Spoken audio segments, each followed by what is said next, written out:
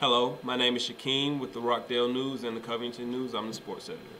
Hi, I'm Sebastian William, design editor of the Covington News and the Rockdale News. You know the phrase, everybody loves a good villain. Well, here at the News, we love villains so much that we made a list of 7 of the greatest movie villains in cinema. Sebastian, start us off with number 7. All right, number 7, now, of course, spoilers ahead if none of you have seen any of these movies, so just be prepared. Number 7 for us was Nurse Ratched from One Flew Over the Cuckoo's Nest, played by Louise Fletcher. You know, Billy, what worries me is how your mother's going to take this.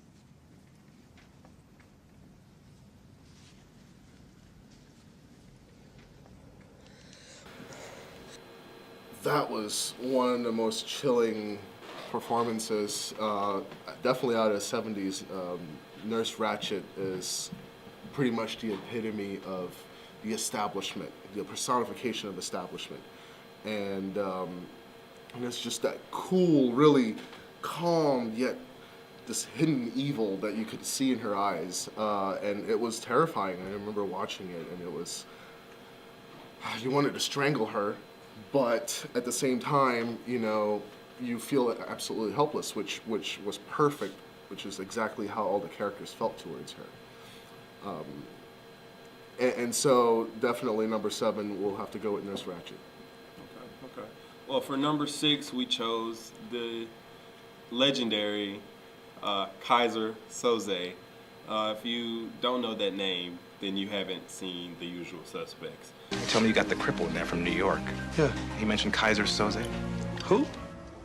After that, my guess is you'll never hear from him again.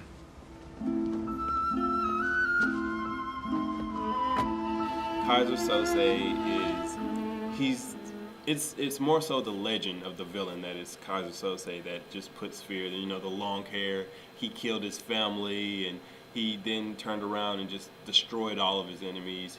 He's the overlord of the entire film. And then when they finally reveal who Kaiser Soze is, it just makes the film. And that's why he's number 6. He's a great villain, played by Kevin Spacey. Spoilers. So for number 5 is another extremely terrifying villain, which is way more where Kaiser Soze and Nurse Ratched were more refrained, or a little bit more controlling of their outward evilness. Frank Booth of Blue Velvet. You're like me.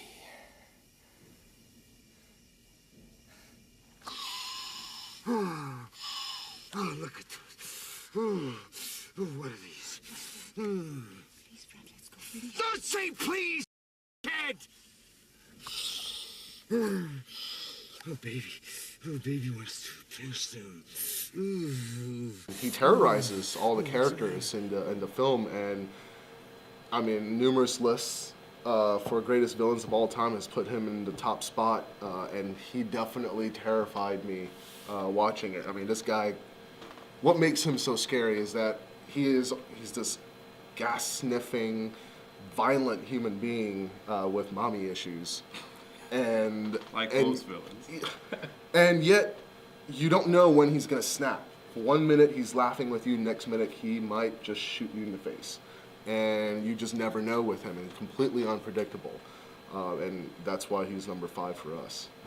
And number 4, one of my favorites, not my favorite, that we'll get to that a little bit later, but number 4 is Anton Chigurh, aka Javier Bardem from No Country for Old Men.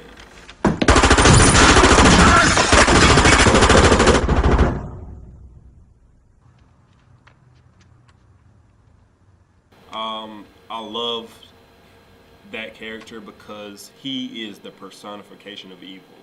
There's a scene in the movie, and spoilers, of course, again, if you haven't seen it, and where he's talking to this old man at a gas station, and he wants to kill the old man simply because the old man is just getting on his nerves. And he tells the old man to flip a coin, like Two-Face in The Dark Knight, but he tells him to flip a coin, and I guess, whatever the results were, had to be in his favor, and then the old man kept the coin and say, "Keep the coin, it's sure lucky coin." And he kept the coin, but he just, other than that, like, he's just a really, really evil person. He very quiet, will just kill you. He has the coolest gun ever in cinema history. Assassination weapon. Yeah, absolutely. Yeah. And that's just why he's number 4. So tell us who we've got at number 3. Number 3. Now, everybody should know this one. Number 3, we're going to go with Hannibal Lecter from Silence of the Lambs, specifically Silence of the Lambs. I think he was kind of watered down as the series went on. But initially, in Silence of the Lambs, Hannibal Lecter, who only had 20 minutes of screen time, played by Anthony Hopkins, still managed to snag him the Best Actor Oscar, because he was that terrifying. Do you know what you look like to me with your good bag and your cheap shoes? You look like a rube. A well-scrubbed, hustling rube with a little taste. Good nutrition has given you some length of bone, but you're not more than one generation from poor white trash, are you, Agent Starling? And that accent you've tried so desperately to shed, pure West Virginia. What does your father do? Is he a coal miner? Does he stink of the land? You know how quickly the boys found you, all those tedious, sticky fumblings in the backseats of cars, while you could only dream of getting out, getting anywhere, getting all the way to the apple pie. Hannibal Lecter is a little bit different from the rest, because the rest that we've mentioned have all been personifications of an idea or of evil. Hannibal is a little bit different. Hannibal knows he's human, but he's a little bit he's superior than humans. To them, that's why he eats them. He consumes them because they are meat to him. They are just sheep, cattle to him. And You sound like Hannibal. I sound like Hannibal? You sound like Hannibal. Well, there's a little bit of Hannibal in all of us. But you know, in that coldness, and not just the way he kills you and then he eats you, he gets in your mind and then tears you apart, and then consumes you while you're like a predator would, without inflicting physical pain. He's attacking them from the inside and out, and that's absolutely what made him terrifying in Silence of the Lambs. I think number 2, I'll let you introduce number 2 as well. I think that's one of your favorites. Oh, number 2. Number 2, we're gonna go with Amon Gath, played by Ralph Fiennes in Schindler's List. Make me a hinge. Yes, sir.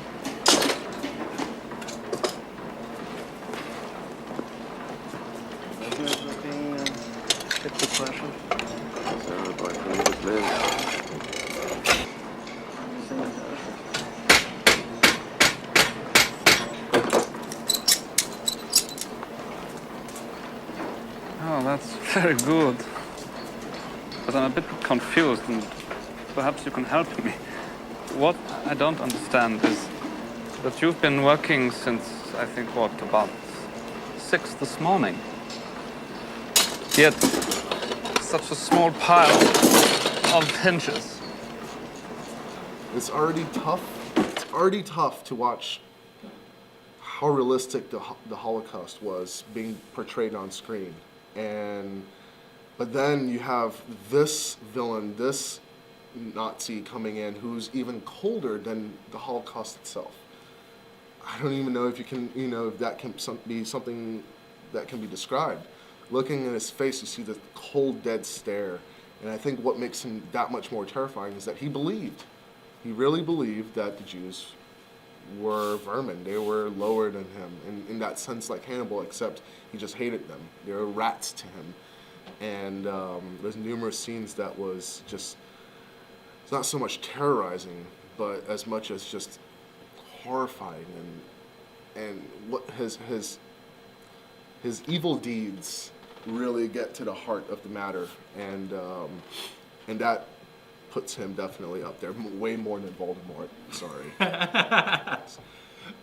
Just caveat, we debated if Voldemort should be on this list, and unfortunately, spoilers, he didn't make it.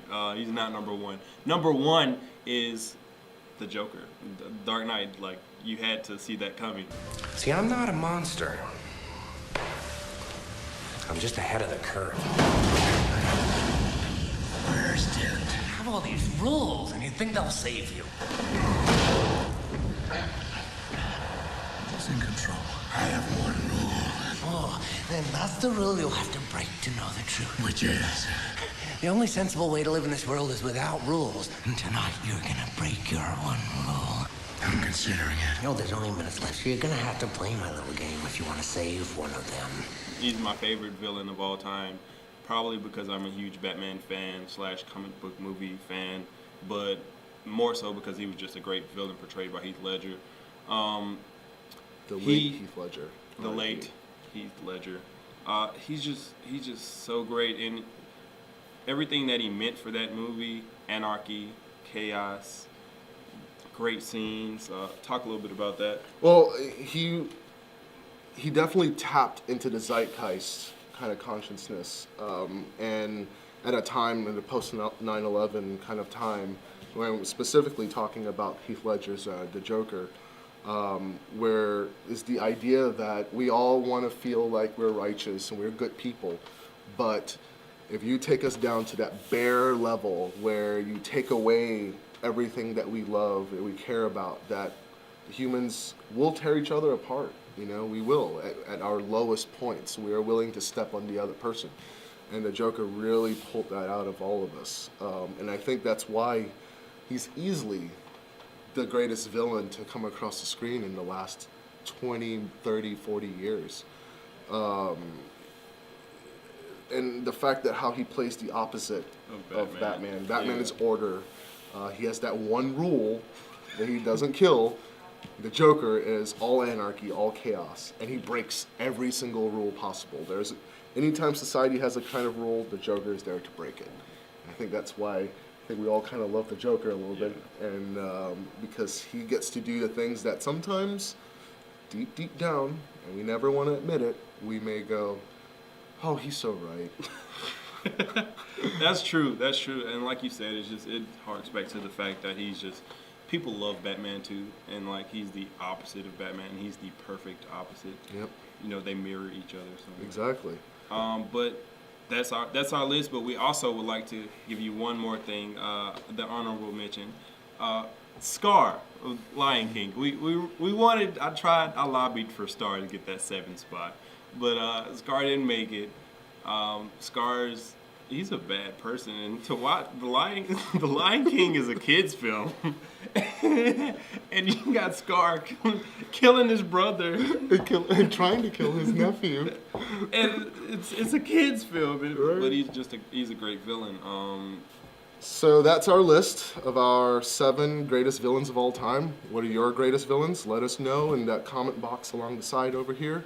And next week, next time, we'll be back with more, and hopefully you'll enjoy them. Thanks.